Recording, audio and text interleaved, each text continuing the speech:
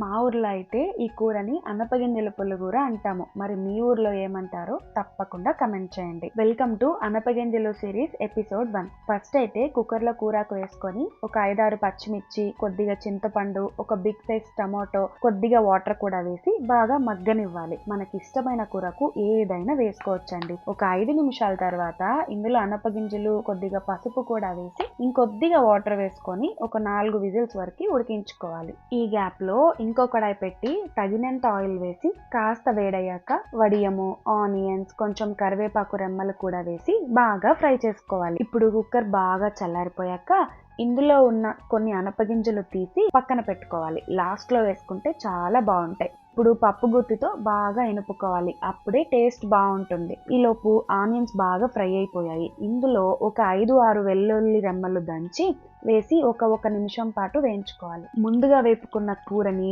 పక్కన పెట్టిన అనపగింజల్ని కూడా వేసుకొని పచ్చి వాసన పోయేంత వరకు ఉడికించుకోవాలి. అంతే అండి, కమ్మగా పుల్లగా ఉండే అనపగింజల పులిహోర రెడీ.